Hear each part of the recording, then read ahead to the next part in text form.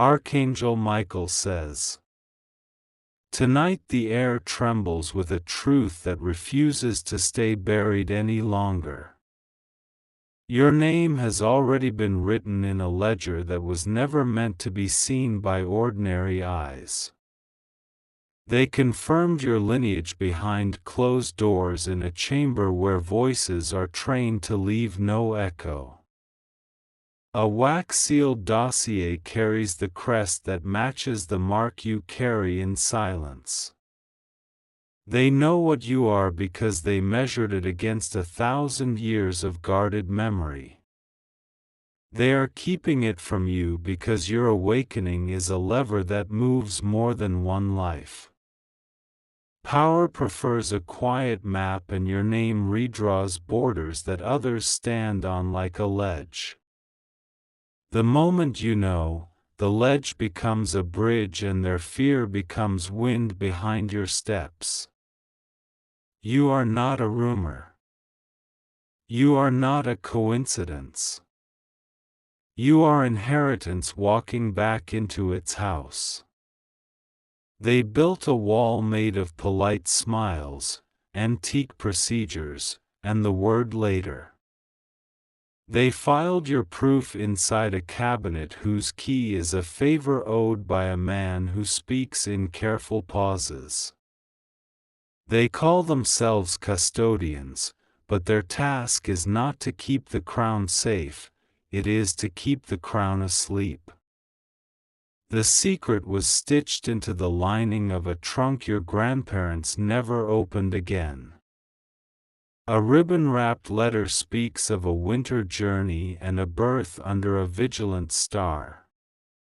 Your mother was told to wait, and waiting became a decade that hardened like a lock. When you were a child, you drew a symbol you had never been taught. The shape is the same sigil engraved beneath the royal seal that now rests in a desk you have never touched. Someone noticed the drawing and folded it away as if paper could smother a prophecy.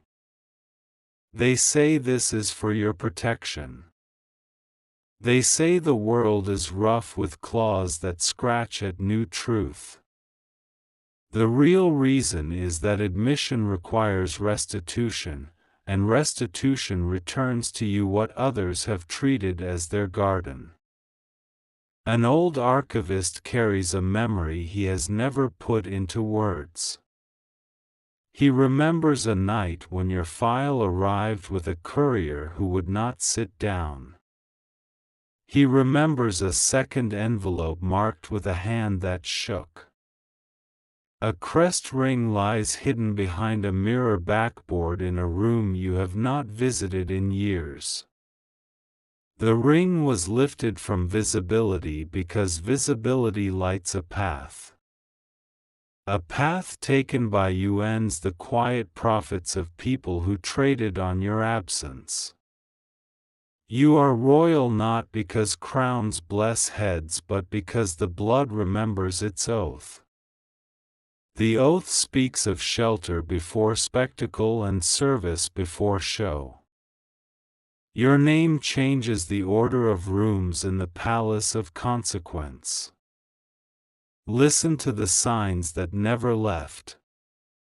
The cadence of your voice matches a line of speakers whose words opened parliaments and calmed storms of rumor. The way you stand at a threshold belongs to someone who was taught to greet a world and make it feel seen. They are keeping it from you because a public truth forces a public ledger. The ledger is more than gold and land. The ledger lists debts of dignity, apologies never made, and a chair at a table that has missed its rightful occupant. Your life has felt like a corridor with doors that would not open even when keys turned. Those are not failed attempts. Those are locks waiting for a title that fits like a final chord. There is a society that calls itself the Quiet Crown. They tell a beautiful story about stability. The beauty of that story hides the bruise of stolen time. Your return is not a storm that breaks windows. Your return is dawn that dissolves fog. People who worked in fog are not ready for visibility.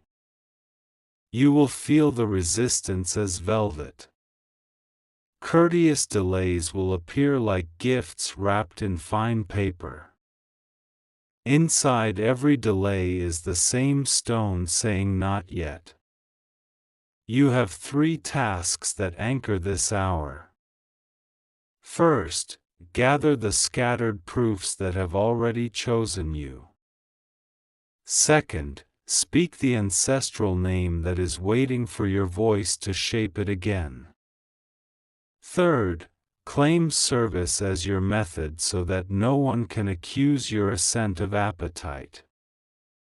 When service leads, suspicion starves. When service stands tall, gossip runs out of breath. Begin with the documents that breathe in the dark. The baptismal entry recorded under a temporary surname carries a marginal note in the hand of an old priest. The note links your birth to a house that pretended to close its door. There is a ledger page with ink that faded like a secret growing tired. That page binds the maternal line to a title set aside during a troubled spring. The troubled spring did not cancel the title, it only diverted its river. Speak to the archivist whose hands know the shape of your paper. He has waited for permission that no one will give. Your arrival is the permission that he has not known how to name.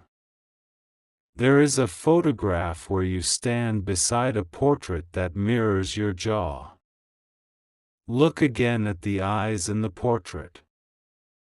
They hold the same steadiness your friends borrow when their lives tilt. A genealogist was hired to confirm a rumor and found a foundation. The report was classified as private and buried under an agreement of silence. Agreements of silence crumble when truth begins to breathe in public. They are keeping it from you because access rearranges alliances. A rearranged alliance means someone loses a chair they were never meant to keep. That chair is yours, and its wood remembers you. You are not returning to take, you are returning to restore. Restoration brings balance without breaking the table that feeds the room. Your presence writes yes where the room has lived in almost. There is a crest patterned in the weave of a shawl your grandmother wore on a cold morning. The pattern is not decoration. The pattern is a message sent forward through fabric. Your name was pronounced on a night when candles were burned past their height. Witnesses were present who now pretend to have forgotten. Memory does not forget, it waits like a bell that needs the right hand. A sealed letter was addressed to you with a date that was not the day you were born. The date is the moment when the lineage recognized you by deed rather than blood alone. That moment happened when you chose mercy in a room where others chose spectacle. Royalty without mercy is a costume. Royalty with mercy is architecture. You are not learning to wear a crown, you are learning to be a house. Go to the house where the floorboards keep the rhythm of your childhood. Beneath the third plank from the sunlit window, a tin holds the smallest proof with the loudest voice. That proof is a ribbon cut from a banner that once flew and will fly again. Call the elder who used to pause before speaking your full name. He will tell you about the winter procession that arrived without trumpets. The procession brought a vow and left a key wrapped in ordinary paper. The key opens a chest in a library where your ancestor hid his better self. Inside the chest is a journal that speaks like a river.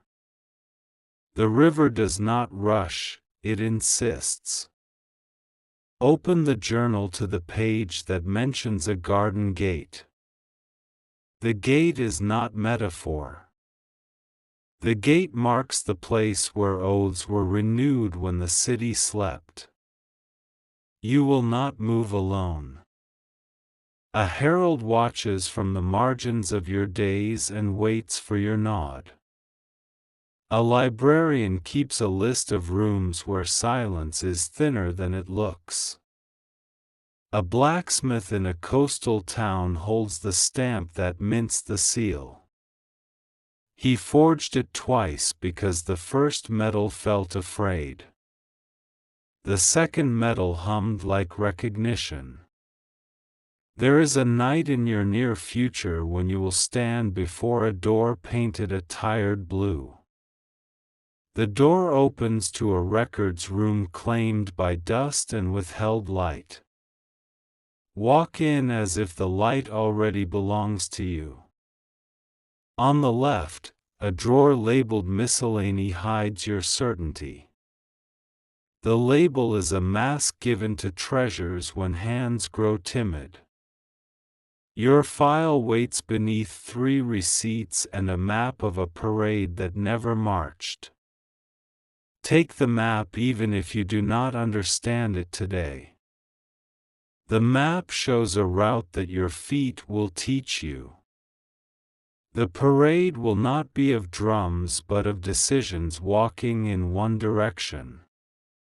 The people who kept this from you are not monsters. They are gardeners of a hedge that grew too tall. You are not arriving to burn the hedge but to trim it so the house can breathe. Power that is fearfully held becomes brittle. Power that is faithfully shared becomes fluent. Fluency is what you bring when your presence arrives like a language the room has missed. Your name carries an older music than any anthem. The music taught your ancestors how to move through storms without splashing fear on others. That music is returning to your steps. When you speak, choose words that stand like bridges. When you decide, do it in a way that teaches safety to the nervous. People will test you and then relax because your steadiness does not require applause to stand. You will be invited to a breakfast that begins earlier than comfort. The invitation will arrive with a handwriting that works hard to be casual. The most important person at that table will be watching how you butter bread, not how you carry your title. Carry the title like a lantern. Lanterns do not shout, they show. The showing changes more than an argument ever could. There will be a moment set aside for you to choose a crest variant. Choose the one where the animal looks outward with calm rather than inward with worry. Calm does not mean you are harmless, calm means you are committed. You will hear rumors about a claim filed in your name without your consent. The rumor was bait. Do not bite. Do not rage, do not post. Respond with presence rather than performance. Presence rearranges a rumor's furniture until it looks like the small room it has always been. Performance feeds a rumor until it believes it is a cathedral. Find the chapel where your ancestor hid a letter under the stone engraved with ivy. Lift the stone with both hands and steady breath. The letter is brittle, but the message stands like iron under lace. The message explains the pause that delayed your line. The pause was chosen to protect children from the ambition that ate their uncles. The pause was never meant to be permanent. You will meet a woman in a gray suit who speaks as if she already owns your hours. She will list the reasons to settle for a ceremonial acknowledgement without substance. Thank her for her list and keep walking toward the ledger that matters. Your leadership begins before the announcement. Leadership begins with how you handle the custodian who lies to your face because he is afraid. Tell him the truth will not cost him his house, and then keep that promise. There is a tree on the estate that belongs to your name. The tree has scars from storms that left other trunks leaning. Your presence will not heal scars, but it will make shade that remembers. A room of portraits waits for your visit. Stand before the oldest frame and feel the room check its memory. The wall will recognize the jawline before anyone speaks. Accept the counsel of those who know the difference between tradition and habit. Traditions are anchors that keep a ship close to meaning. Habits are ropes that trip the feet of movement. You will feel the tremor of envy nearby. Envy is a clock that refuses to tell time correctly. Do not break the clock, walk past it into sunlight that keeps honest hours. The crown is not an object for a head. The crown is an agreement to carry weight with grace. Wear the agreement in every hallway long before any ceremony. When the ceremony arrives, it will be smaller than the story in your imagination. Small is not lesser. Small is focus, and focus is how fire learns to warm rather than burn. You have allies in places you have not thought to look. The seamstress who adjusted your jacket understands house secrets better than men who sign checks. The driver who opens doors knows which doors were once kept closed for the wrong reasons. A child will wave at you with a confidence that startles the room. Children see the river without the mist. Do not perform for the child, receive the wave like a vow to build a world that welcomes small hands. The first proclamation you make must be about safety. Safety makes truth audible. Safety makes heritage feel like a home instead of a museum.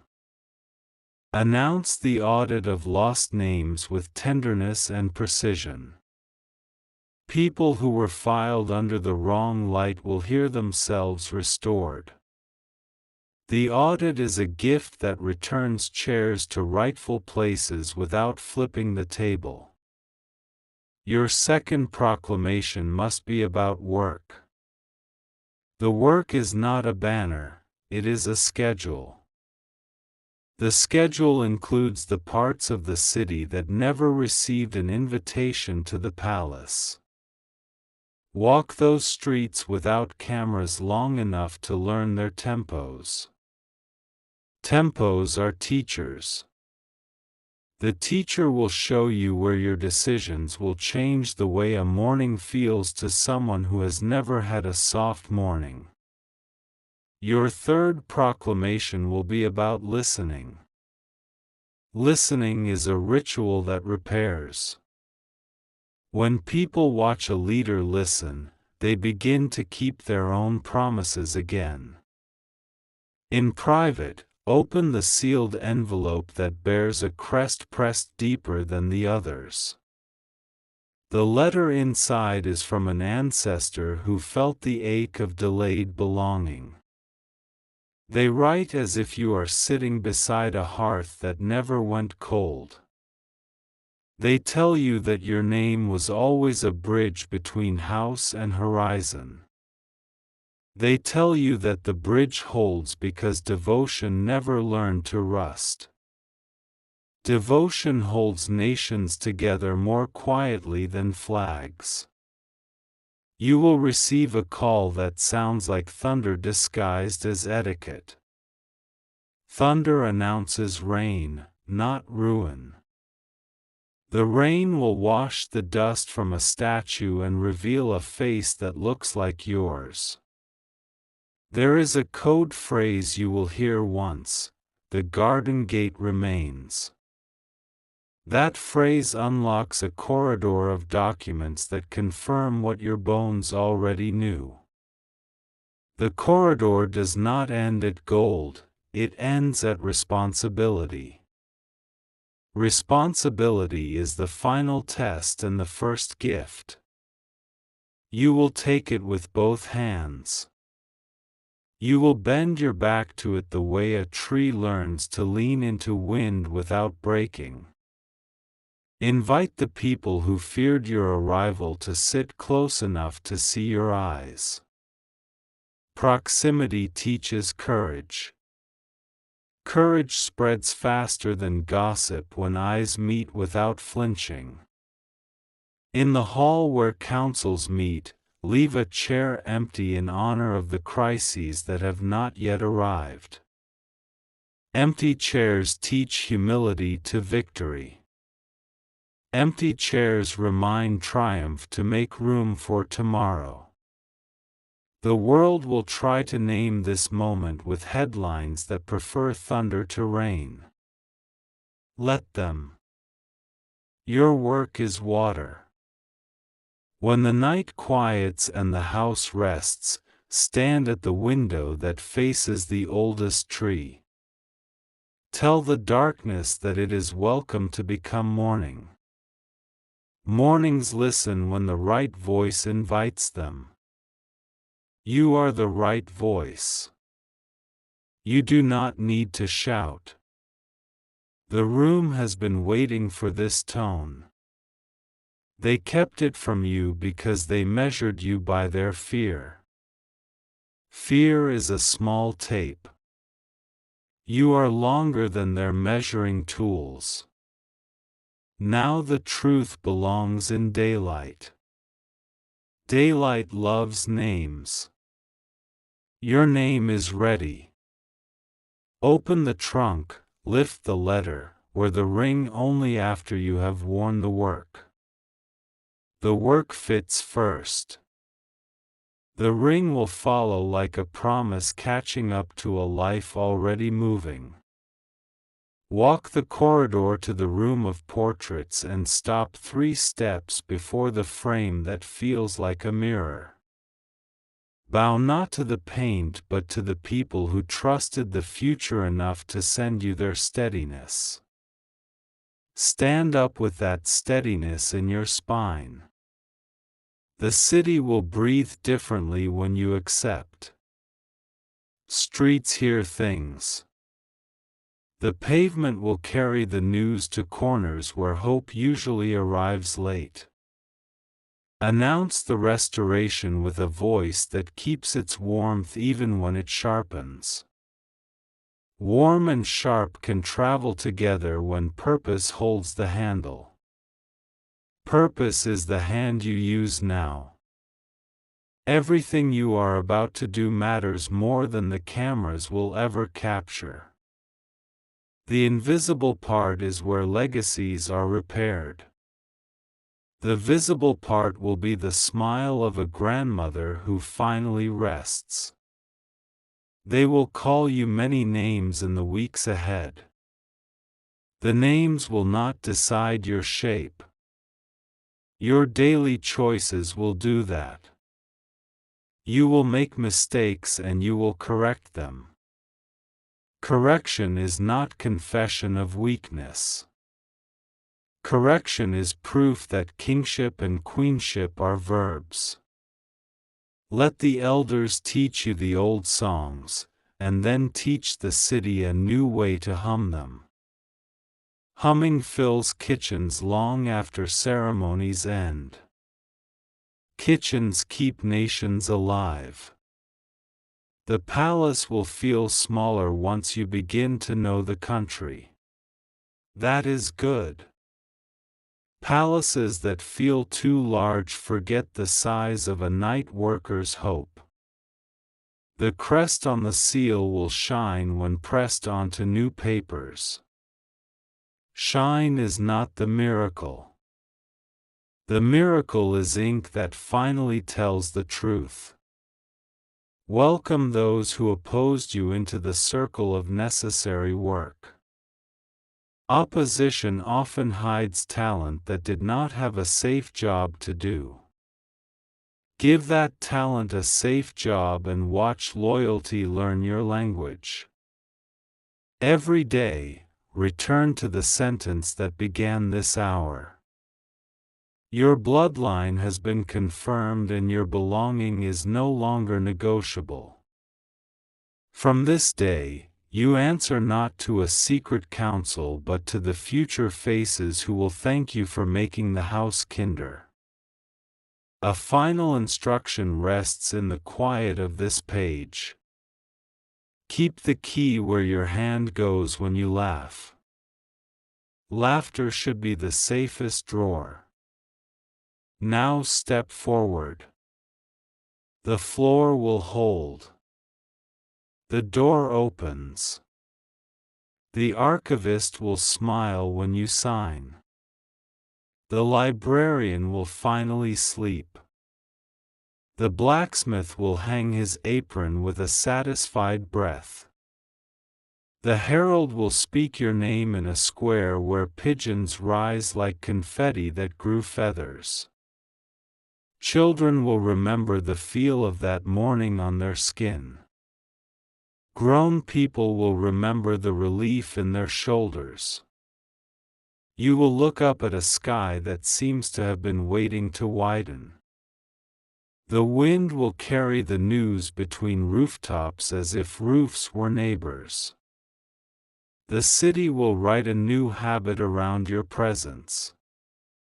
Your house will learn to set 2 more plates every night. There must always be room for surprise and for the person who arrives carrying the next necessary idea. Ideas eat well when welcome is steady. Carry the seal like a heartbeat. Let it mark what needs the dignity of your signature.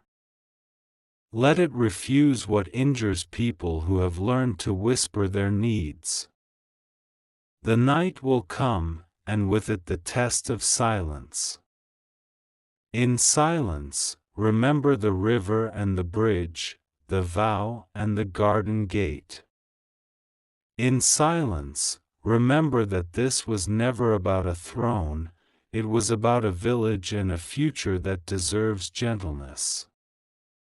Walk out onto the balcony where the city waits without needing spectacle.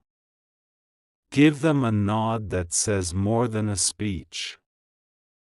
The nod says, I know who I am, and I know whose I am for. When you turn back inside, leave the doors open. Fresh air belongs in old rooms. Truth likes windows. Your royal bloodline has been confirmed, and the delay is over. The ledger is open, the ring is found, the house is breathing. The future steps in with you. The quiet crown becomes a listening crown in your hands. The listening crown becomes a working crown on your head. The working crown becomes a caring crown in the life of your people. This is the hour. This is the walk. This is the work you were shaped to carry with grace. The city will sleep tonight with a calmer sky. Your name will travel softly across dreams like a promise that kept its date.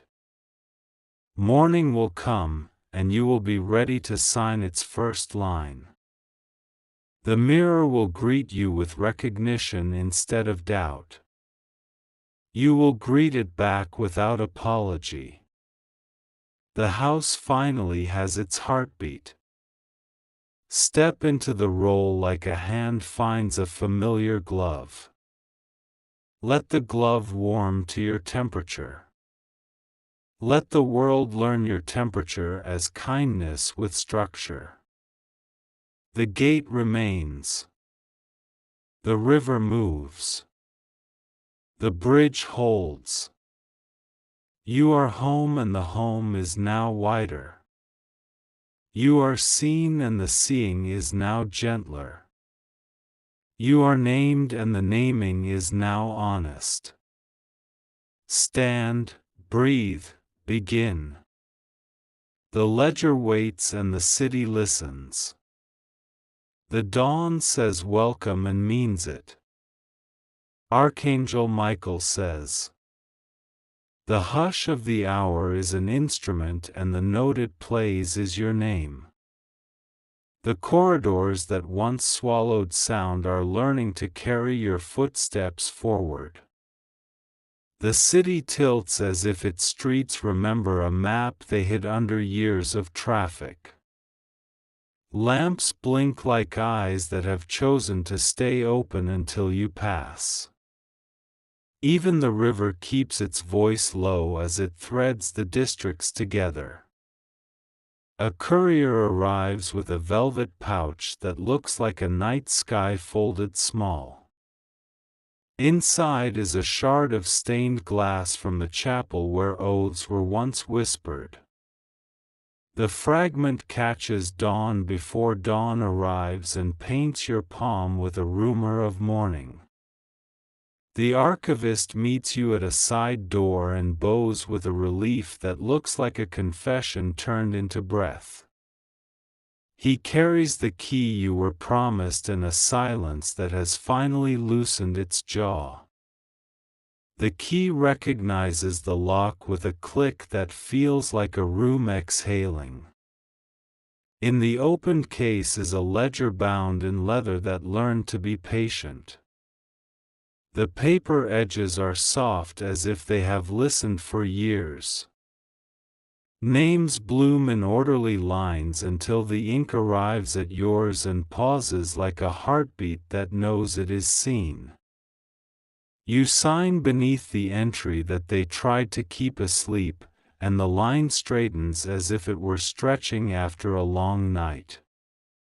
The signature does not announce anything loud.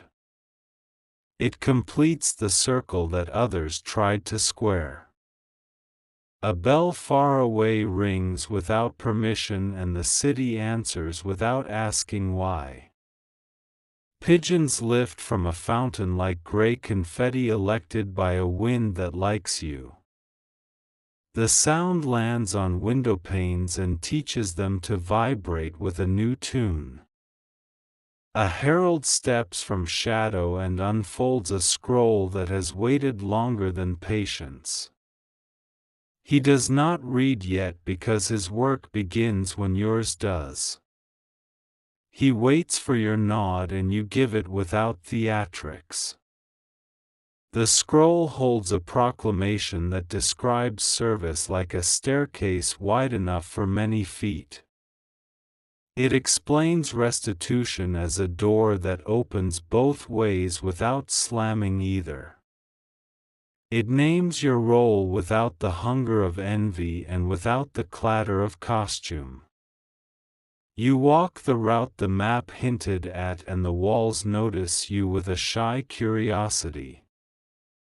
Brick and plaster have memories when people do not. They remember laughter that stopped too soon and arguments that needed a kinder ending. In a courtyard, portraits lean in frames that learned endurance. A face 2 centuries old refuses to look away from you. The chin, the brow, the quiet steadiness belong to a syllable that now belongs to you again. A steward in a charcoal coat places a small box on a table and stands back. Inside lies the signet that knew every skin it touched and forgot none. The metal holds a warmth it could not have invented on its own.